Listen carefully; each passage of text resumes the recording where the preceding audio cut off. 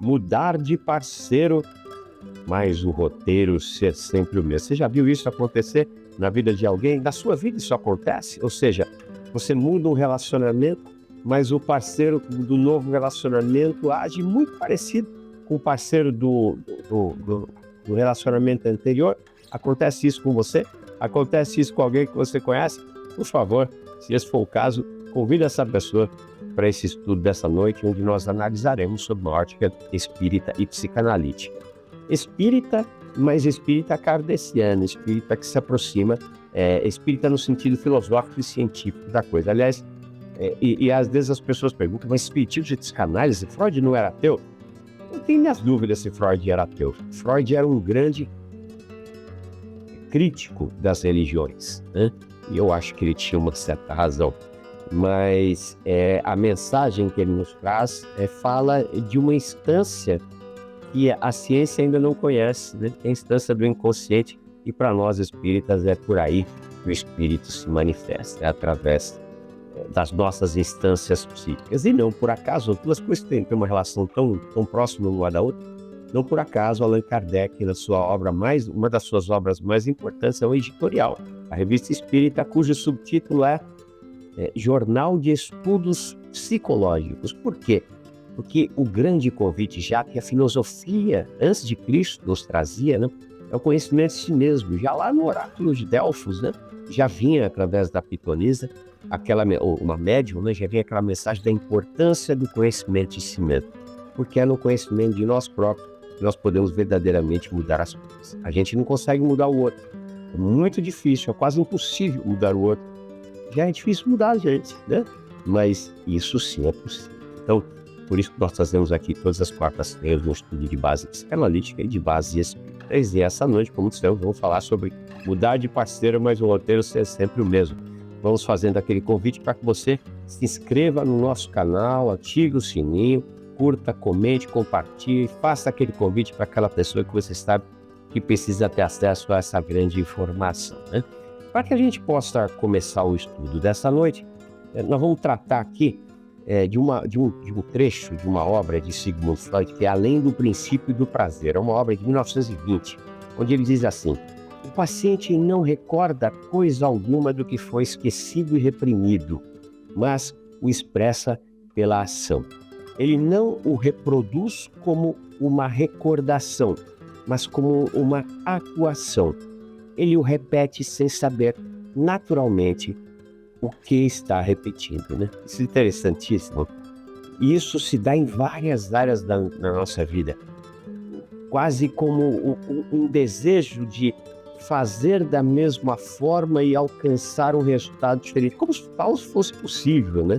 Aliás, no ambiente psicoterapêutico, isso é o que a gente mais vê, pessoas que reclamam que têm uma atitude nunca igual nas suas várias áreas de andanças dessas vidas de Deus Pai, tem sempre mais ou menos a mesma atitude e espera um resultado diferente. Não há nada mais irracional do que isso, né?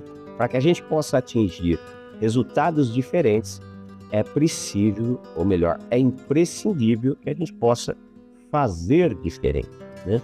Aliás, nas empresas é muito assim, a gente estabelece um plano de negócios, deixa ali metas e a gente vai contando alcançar essas metas e no mundo corporativo, quando essas metas não são alcançadas, a equipe se debruça para fazer diferente para que a meta seja alcançada.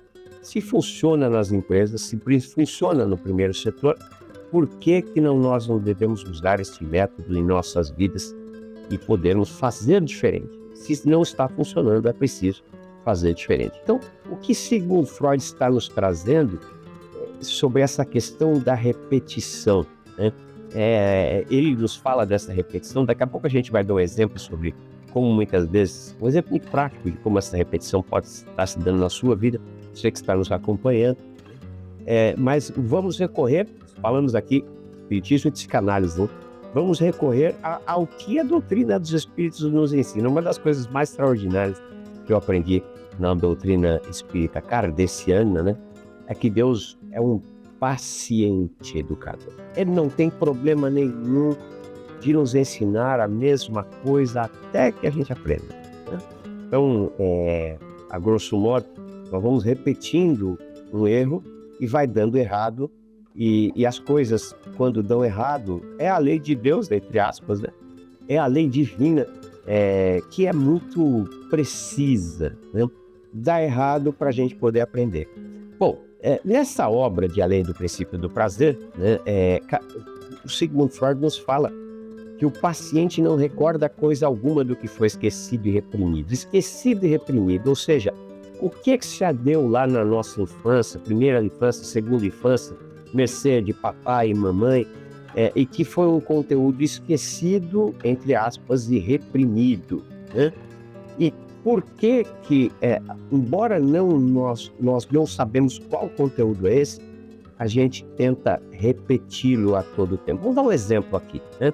Digamos, hipoteticamente, que uma mulher tem relacionamentos repetitivos com parceiros que não lhe retribuem o investimento. Ou seja, essa mulher faz de um tudo para esses parceiros, a cada um desses parceiros, a seu tempo, para provar seu amor, para estar mais próximo desse parceiro, para fazer com que as coisas andam.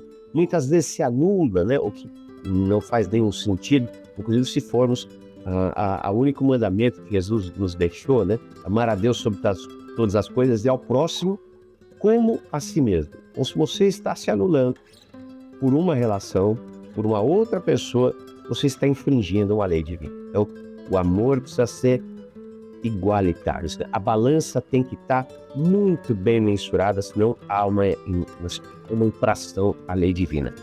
Mas digamos que essa mulher faz de um tudo para poder cumprir com o seu papel no relacionamento, mas a outra pessoa não corresponde na mesma altura, né? Essa mulher se desdobra para fazer de tudo que pode ao parceiro, mas cada um a seu tempo, sempre negligenciam esse amor que lhe é entregue.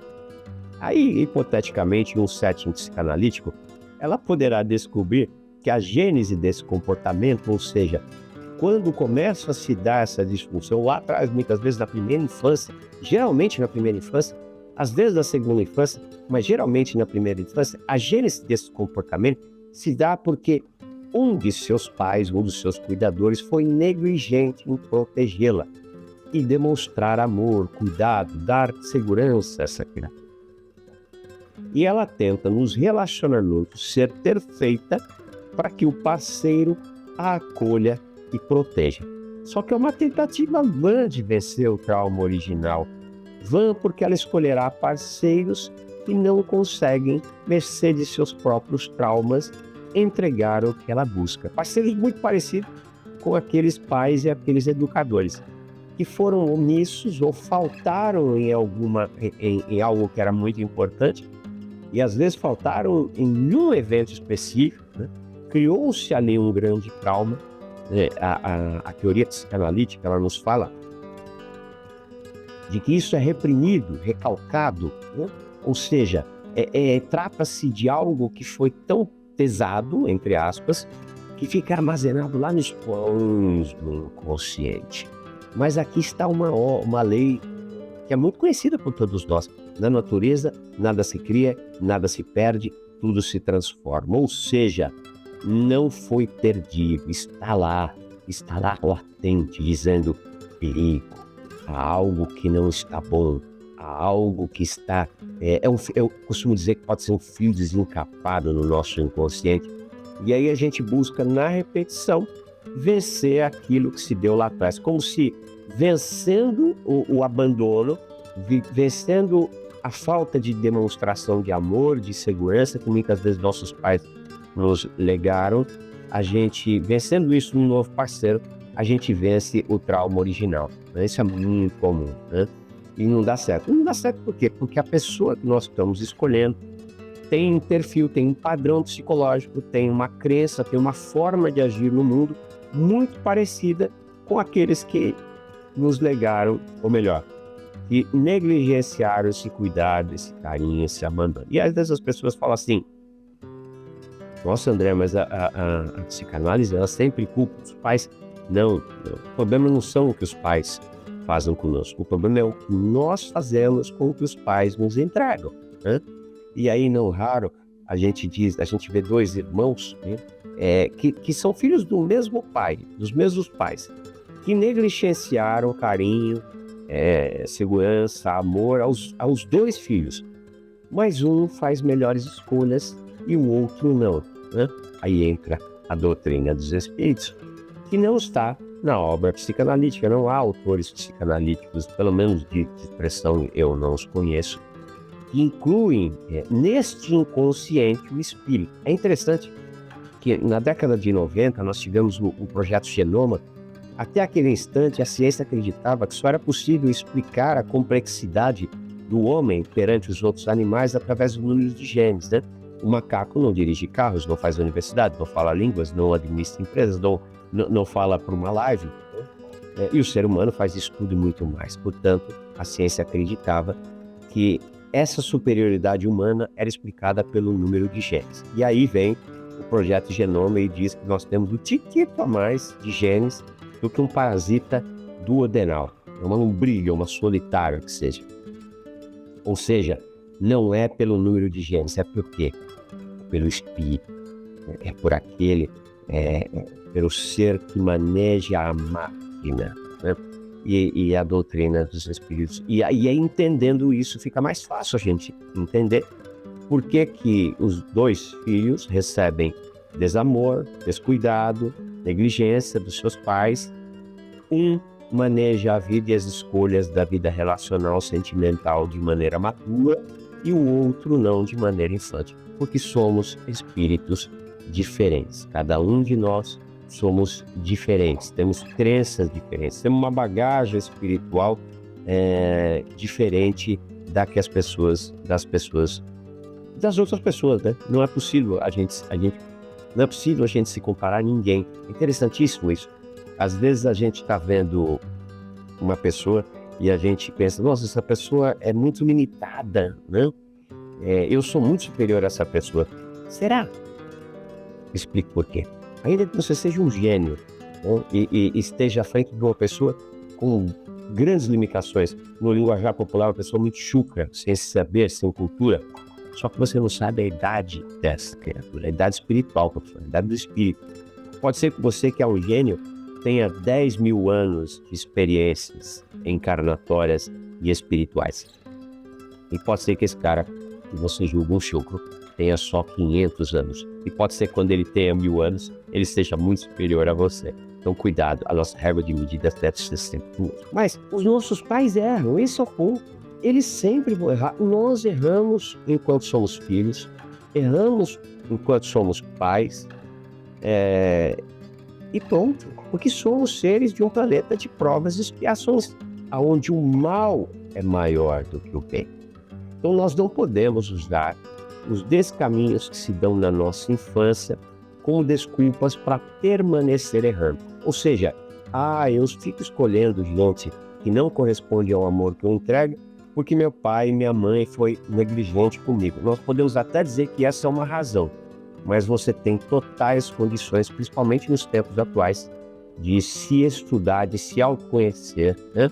De procurar um processo psicoterapêutico para que você saiba onde é que são os seus traumas, os seus medos, os seus dramas, e você se reforme e passe a fazer diferente, coisas com as quais já se provaram incompetentes. Donald Winnicott, ele que foi pediatra e psicanalista, um dos mais renomados e reconhecidos psicanalistas de todos os tempos, ele foca na importância de um ambiente suficientemente bom, né, para a criação do indivíduo, para que o indivíduo possa integrar ao seu psiquismo, ao seu corpo, né? Ele destacava a capacidade de estar só como uma conquista fundamental que ocorre paradoxalmente na presença de um cuidador.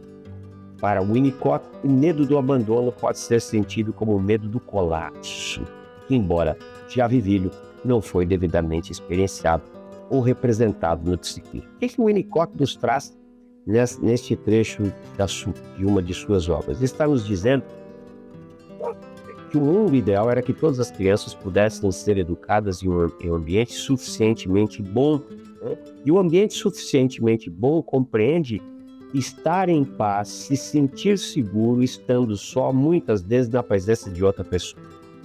E não raro, no ambiente psicoterapêutico, nós atendemos pessoas que não suportam ficar só. E mesmo quando estão ao lado de outras pessoas, sufocam estas pessoas porque não se sentem seguras em estar só. E por que isso se dá? Porque muitas vezes estavam acompanhados de pais ausentes, presentes embora ausentes, né? E mais uma vez é que nós não estamos querendo culpar os pais, esse não é o trabalho da psicanálise, mas sim trazer para o consciente aquilo que está inconsciente, ou seja, o trauma original, né? Que nos trouxe essa visão de que é impossível estar só. Então, como é impossível estar só, muitas vezes a gente está escolhendo a torta direita e escolhe mal. Num processo de relacionamento, se você quer ter êxito no relacionamento, o processo começa pela escolha. Não sai se entregando para qualquer um, e aqui nós não estamos falando de moral, estamos falando de inteligência. Analise com quem você está se entregando, para quem você está se entregando. Como essa pessoa é com os pais, como essa pessoa é da gestão da sua vida, como essa pessoa é com seus ex-relacionamentos, né, com o casamento que acabou, com os filhos que deixou, ou melhor, com os filhos que seguiram depois da separação, como essa pessoa lida com as finanças, né? Como essa pessoa age da maneira mais macro possível. Se essa pessoa é madura, na maior parte das suas andanças dessa vida, muito provavelmente você está se entregando, está confiando, está legando seu amor para alguém que tem condições de retribuir. Agora, se essa pessoa tem uma leviandade para com as coisas deste mundo, acredite, a maior furada que tem é você achar que por amor você vai mudar alguém. Não muda. Como dissemos já no início da live, a gente tem condições de se mudar ao outro, quase sempre é impossível, né? Então, quando o Winnicott nos fala da capacidade de estar só, ele está nos dizendo que mesmo que nós não tivemos pais que cuidaram de nós, que nos protegeram, que nos legaram amor, que nos envolveram com todos os carinhos e atenções que cada um de nós somos merecedores, mesmo assim nós precisamos aprender a estar só. E aí existe um ditado que vem muito ao encontro: antes só do que mal acompanhado. E se a gente não aprende a estar só, o medo do abandono pode ser sentido como medo de colapso. Isso muitas vezes se deu lá na infância. Imaginemos o seguinte: um pai ou uma mãe com seu mundo interior conturbado, com suas dores psíquicas, muitas vezes por ter feito uma má escolha do parceiro, né? É a coisa que vai se repetir muito. Muitas vezes por problemas profissionais, muitas vezes por problemas financeiros, mas principalmente por um mundo interior tumultuado, por um psiquismo abalado. Ele não nos entrega essa segurança, esse amor, essa tranquilidade. E às vezes a fome, por exemplo, a mãe não oferta mama, não oferta mamadeira no momento em que o bebê precisa. Ou o bebê está ali gritando no berço, com uma cólica, com algo, e ela não dá a atenção que o bebê precisa. Ou ela reprime o bebê, né? Então, isso se transforma muitas vezes no medo de abandono. Eu não sou suficientemente bom para minha mãe cuidar da minha fome. Eu não sou suficientemente bom para que a minha mãe me dê carinho e amor. Eu não sou suficiente bom para que minha mãe me dê segurança.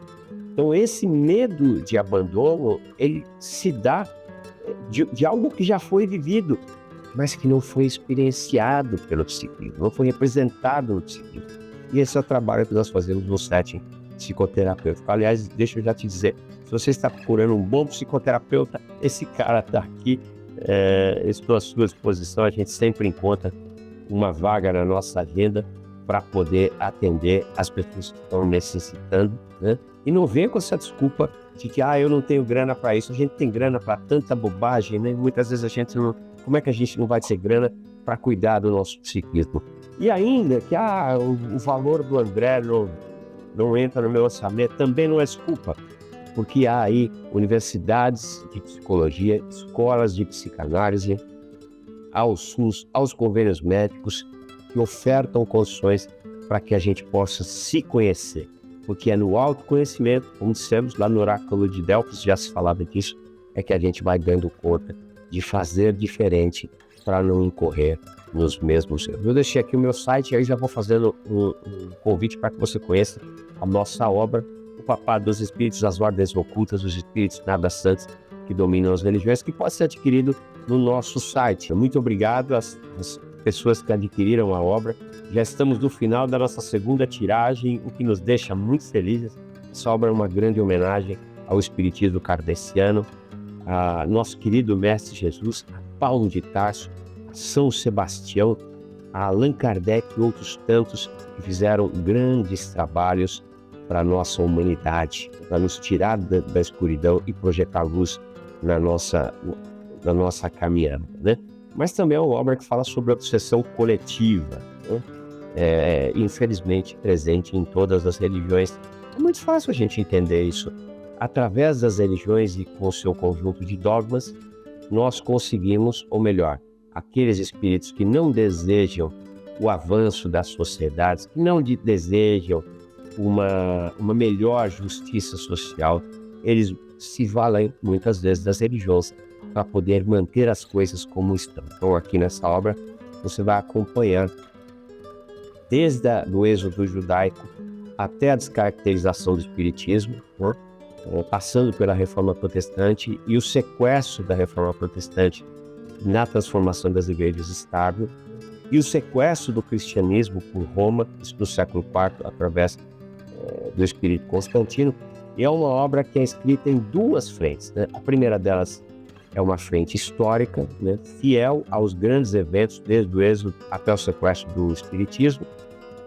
E a segunda é uma linha que eu chamo de thriller, né? Aliás, fiquei muito feliz quando a bibliotecária, que a gente consegue, quando a gente escreve um livro, a gente manda para uma sociedade literária, onde uma bibliotecária faz ali, diz que obra é aquela, né? Coloca as palavras-chave, coisa e tal. E ficamos muito felizes quando a bibliotecária colocou aqui entre as palavras-chave, olha que interessante, doutrina espírita, espiritualidade, filosofia, olha que legal, uma obra de filosofia, Allan Kardec, obsessão, religiosidade.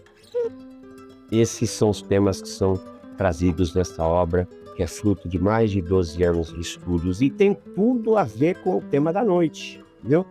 Porque uma das coisas que nós tratamos nessa obra é a castração da sexualidade que se deu pelo religiosismo. Quase todas as religiões, ou melhor, quase todas as religiões sofreram na mão de maus religiosos que castraram a sexualidade e isso redundou em maus relacionamentos. Então, tem tudo a ver com o tema.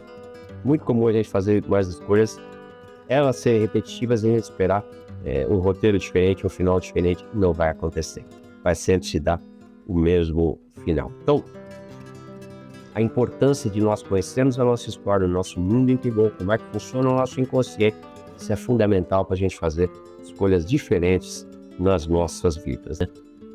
Tradicionalmente as pessoas chamam isso, né, esse tema da noite, né, parceiros iguais, o roteiro é o mesmo, ou melhor, parceiros muito parecidos em sucessivos relacionamentos que se mostram disfuncionais, portanto, o roteiro é o mesmo. As pessoas chamam de essa pessoa tem dedo podre. Não, não tem dedo podre, isso é uma bobagem. O que essa pessoa tem é a necessidade de aprender. E como dissemos, a divindade não tem problema nenhuma de nos ensinar. E muitas vezes a lei divina opera de forma a que as nossas más escolhas redundam em fracassos, justamente para que a gente possa fazer boas escolhas. E não adianta a gente culpar os pais. Como dissemos, né? O brilhante poeta, músico, Renato Russo, né, tem uma das suas obras, você culpa seus pais por tudo, são absurdos, são crianças como você, o que você vai ser quando você crescer. Isso é uma realidade, né? Nossos pais erraram conosco, nós erramos com nossos filhos. Agora, o que me deixa muito feliz sempre, principalmente no atendimento psicoterapêutico, que eu percebo que está se dando é que a geração que legou os nossos pais errou com eles XY. A geração dos nossos pais errou conosco X. E a gente tem condições de errar bem menos com nossos filhos, né? Eu costumo dizer que isso é um ato de inteligência extraordinária, porque muitos de nós seremos tataranetos de nós próprios. Nós vamos voltar para a espiritualidade, né? E um dia vamos retornar, e muitas vezes nós retornamos na mesma família, só que um pouco mais adiante. O bom mundo que nós entregamos, o amor, a segurança, o carinho, nós entregamos para os nossos filhos, muito provavelmente eles entregarão melhor para os nossos netos e sucessivamente até que nós retornemos e encontraremos pais melhores do que os pais que nós tivemos nessa encarnação. Mas estes pais de provas e expiações, assim como nós, né, provas e expiações nos diz o mal supera o bem. O que significa isso? Não é não é maldade única e exclusivamente, mas é o mau conhecimento da lei divina, é o mau conhecimento das ciências, é o mau conhecimento das filosofias, né? E uma má compreensão da espiritualidade, e um religiosismo que muitas vezes castra e nos deixa em maus lençóis. Então, é este mal, né? É uma baixa intelectualidade, é uma baixa moralidade, enfim, é isso que nós encontramos no mundo de provas e expiações, né? E uma das coisas que nós estamos ser, as pessoas às vezes romantizam, quase sempre, né? Romantizam o parceiro ideal. Não, quando eu me casar com fulano, com Beltrana, todos os meus problemas estarão resolvidos. E aí percebe que errou, né? E se separa. E aí vai e casa com outra pessoa muito parecida, vai dar errado de novo, né? Então é preciso se reformar, porque sempre serão criaturas de provas e expiações, onde o mal é maior do que o bem. Como sendo não é maldade, mas mau conhecimento da lei, mau conhecimento da moral, mau conhecimento da espiritualidade. Isso é comum no planeta Terra, no planeta de provas e expiações. Então, é importante que nós saibamos fazer escolhas diferentes para termos resultados diferentes nas nossas andanças desse mundo. A doutrina dos Espíritos, na questão 14 do Livro dos Espíritos, Kardec nos traz algo que é muito interessante. Essa primeira parte do Livro dos Espíritos, onde Kardec, de uma certa forma, força os espíritos superiores, aqui eu falo superiores entre aspas, porque a gente acha que é espírito, sabe das coisas. Não, são espíritos de provas e expiações, onde o mal é maior do que o bem. Então a gente tem uma coisa que, ao meu ver, precisa ser revista com muito cuidado, e no espiritismo igrejista não é revisto. Os nossos médiuns, o mal deles é maior do que o bem. Como dissemos, não é maldade, mas de ignorância. Os espíritos que falaram por eles são de provas e expiações, portanto, o mal deles é maior do que o bem. Este que vos fala, o mal que habita em mim, é maior do que o bem mesmo. Porque nós temos um tanto de coisas a aprender sobre a lei divina, e quando eu falo lei divina, eu falo de física, química, biologia, eu falo de matemática, eu falo de marketing, eu falo de literatura, eu falo das leis morais da vida, da lei de sociedade, enfim, a gente ainda tem um conhecimento muito raso sobre isso tudo. A nossa ignorância, este é o nosso mal, é maior do que o nosso bem. E nos tempos atuais, não é diferente. Então, Kardec, ele tenta tirar dos espíritos essa grande explicação sobre o que é Deus, e de uma certa forma, os espíritos dizem para ele, não essas palavras, mas nesse contexto, calma lá, tente entender Jesus, o vosso modelo e guia, né? Porque é impossível conceber Deus. Na nossa ignorância, entender Deus, o máximo que a gente consegue é a questão primeira do Livro dos Espíritos, inteligência suprema, causa primária de todas as coisas. Mas nessa questão 14, quando Kardec pergunta, Deus é um ser distinto, ou segundo a opinião de alguns, seria o resultado de todas as forças e de todas as inteligências do universo unidas, um pouquinho mais adiante na resposta eles dizem, estudem as suas próprias imperfeições, a fim de se libertarem delas. Vocês não vão entender Deus, mas vocês podem se compreender. Por que você está fazendo uma escolha? Por que você não está dirigindo a sua vida de forma mais responsável? Por que você não está tendo êxito nas suas empreitadas, inclusive nos relacionamentos? Porque você não está compreendendo as suas próprias imperfeições. Estudem as suas próprias imperfeições. Façam análise. Não entrem em relacionamentos iguais, achando que o fim vai ser diferente, né? E o mundo é muito próspero em nos dar respostas fáceis e simples para questões complexas, né? As religiões, as novelas, as redes sociais, os influencers, né? Que é um extraordinário, influencers que nos influenciam, eles nos trazem respostas simples e para questões complexas que não funcionam, né? E os médiuns, aí há uns tantos que trazem obras que absolutamente nos ajudam de nada, que colocam coisas como o cara que está do teu lado, a mulher que está do teu lado, é um débito que você tem na vida passada e você tem que aguentar isso até o fim dessa vida, porque assim você vai... Aí a outra criatura, ela está fazendo por quê? Que a relação fique boa, para que vocês caminhem bem. Será que o débito é só seu? Ou o médium Chico Xavier, que eu gosto de umas tantas coisas dele, outras tantas eu não concordo muito, em função dos espíritos que atuaram com ele, que tem uma ligação muito grande com o catolicismo. Mas em 1971, no Pinga Fogo, ele falou uma coisa tão interessante: o Brasil estava debaixo do militarismo, o divórcio não era permitido, né? E ele faz uma grande contribuição para libertar pessoas de relacionamentos que estão matando essas pessoas psiquicamente e, por que não dizer, biologicamente, porque se o nosso psiquismo não está bom, nosso corpo sofre. Aliás, como diria já na época de Jesus, o poeta Juvenal, mens sana in corpore sano, mente sã, corpo são. Se a mente não está sã, o corpo não está são. Mas Chico Xavier nos disse assim, algo mais ou menos assim: estaria o banco da misericórdia divina em tamanha penúria que não pode dar uma moratória para que aquilo que não está bom, para que o débito de outras vidas possa ser quitado lá adiante. Ou seja, o que eu estou dizendo, está impossível, está terrível, não está dando para caminhar ao lado dessa pessoa, não se anule, siga a sua vida, respeite essa pessoa, termine da melhor maneira possível, não jogue ninguém fora, porque se você jogar você vai ter que ir buscar, porque assim a lei divina é teu irmão, pode estar seu marido, pode estar sua mulher, pode estar seu namorado, sua namorada, mas de verdade é teu irmão. Se você desencaminhá-lo lá adiante de alguma forma, você precisará auxiliar para que ele volte para o bom caminho, mas a responsabilidade maior é dele. Mas está difícil agora, está impossível, você está adoecendo, não adianta seguir adiante. Ou melhor, adianta desde que os dois vão procurar um tratamento, desde que os dois vão fazer uma terapia de casal. Aliás, também fazemos esse trabalho, estamos à sua disposição.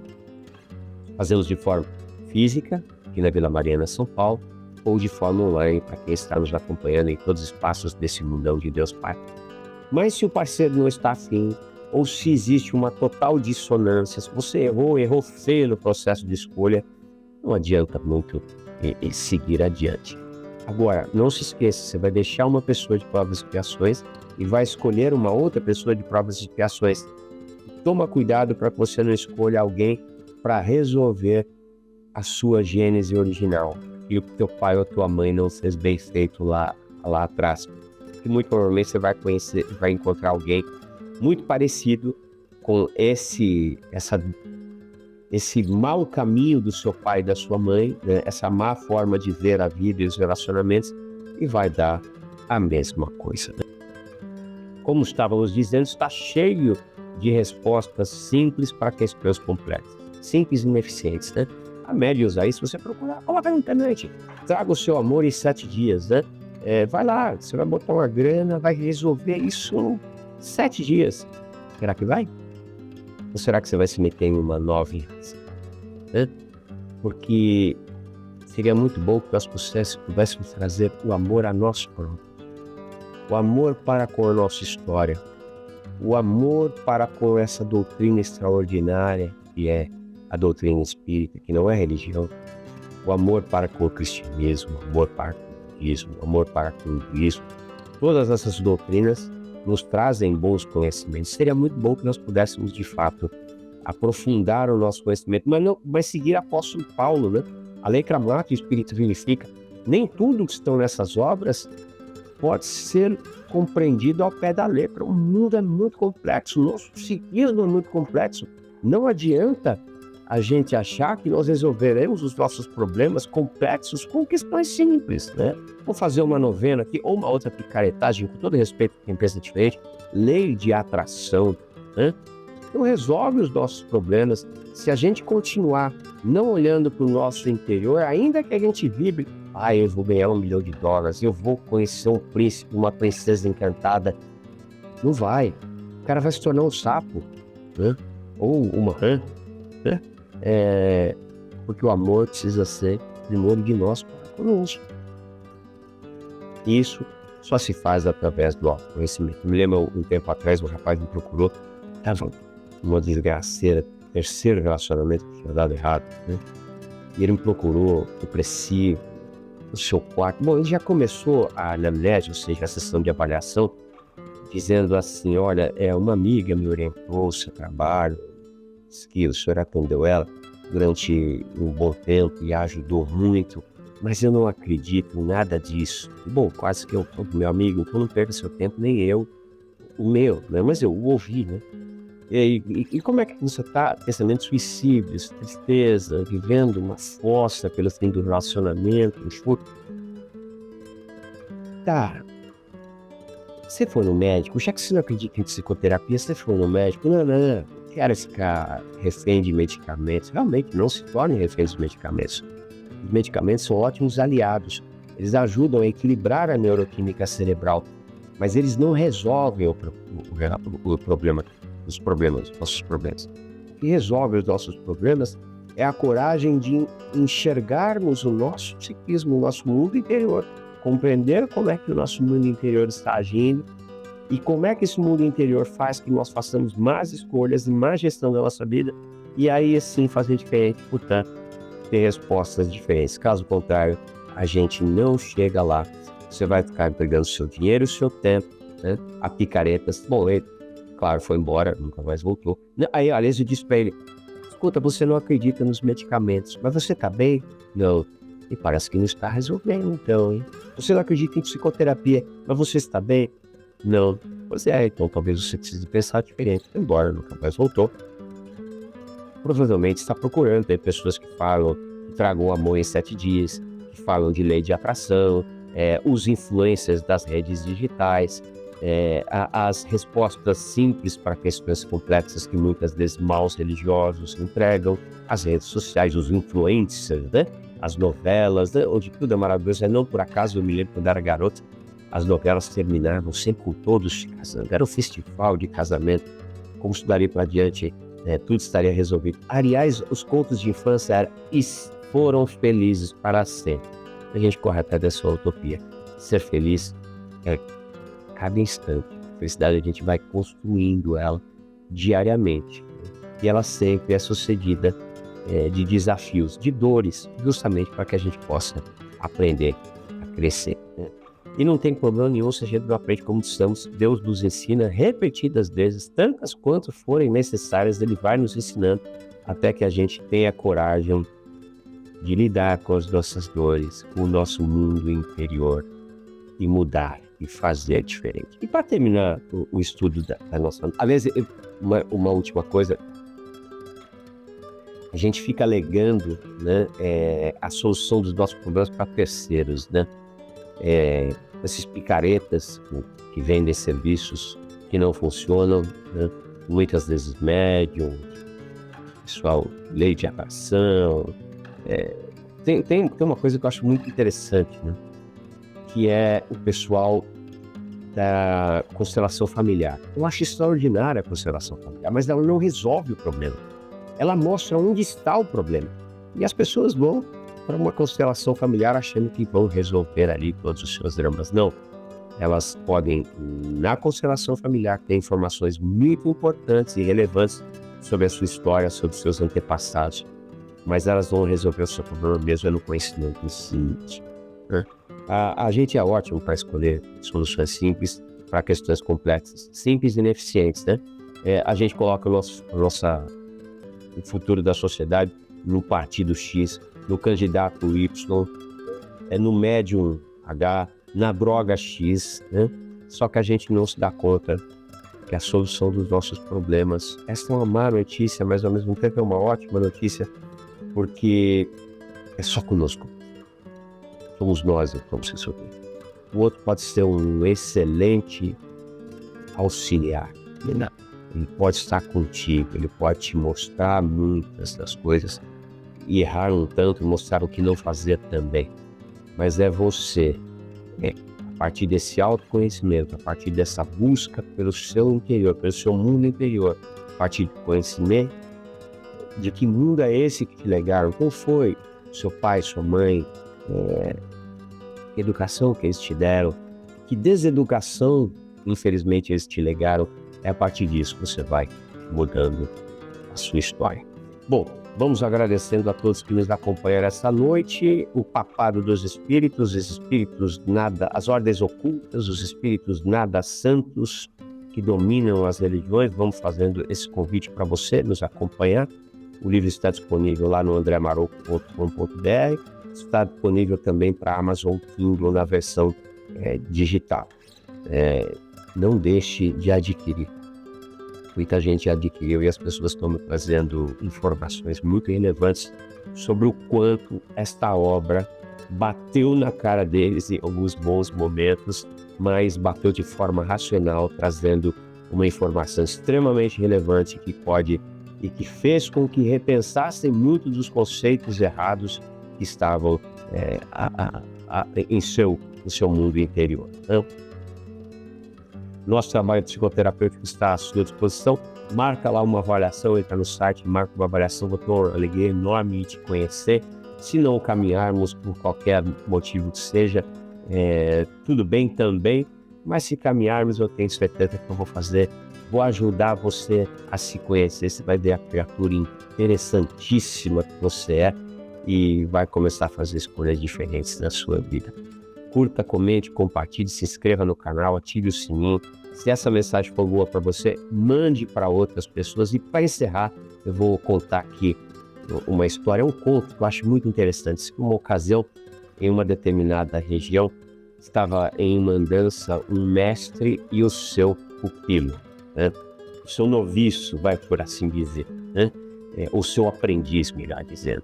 Estavam andando por uma região muito próspera do ponto de vista da natureza e viram ali uma casa muito simples, uma casa até rústica no meio de uma região com tantas riquezas, né? Os dois estavam com sede, bateram na porta dessa cabana, saiu lá o senhor, serviu água aos dois e o mestre perguntou para este morador desta cabana muito simples, muito rústica: amigo, você vive aqui de uma forma muito simples, me parece que falta muita coisa, né? O que está acontecendo numa região tão próspera? Não preciso de muitas coisas.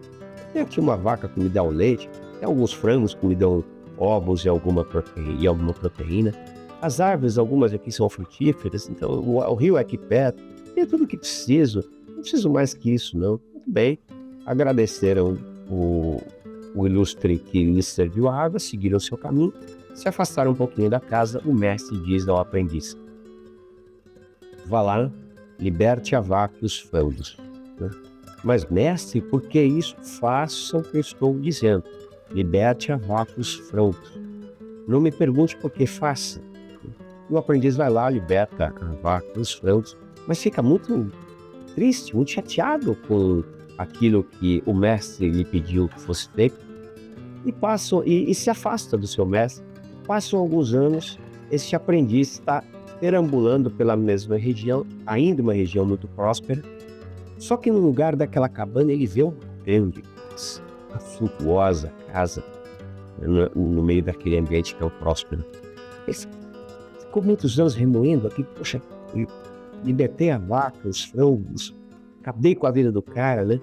Sentia aquela culpa, ele bate na porta para ver se era a mesma pessoa, ou saber se aquela pessoa que sim, tiver aquela pessoa, e sai o mesmo cara de alguns anos atrás. Né? Ele surpreso, porque a casa era uma casa muito mais bem arrumada. Ele diz assim: poxa, o que aconteceu com o senhor? Tantas mudanças aqui. Ele falou: rapaz, eu te falo, naquele dia que vocês estiveram aqui, sumiu a vaca e os frangos, e eu tive que trabalhar. Né? Eu tive que dar um jeito de me virar, e fiz acontecer. Você faz más escolhas na sua vida? A vaca e os frangos vão pro brejo para que você aprenda a fazer boas escolhas. Se a vida não tem sido muito próspera para você, tenha certeza, você não está fazendo uma boa gestão da sua vida. Muito obrigado a você que nos acompanhou. Voltamos na próxima quarta-feira. Você que está nos acompanhando na versão gravada, curta, comente, compartilhe. É um trabalho que nós fazemos com muito carinho e é só isso que nós pedimos para você.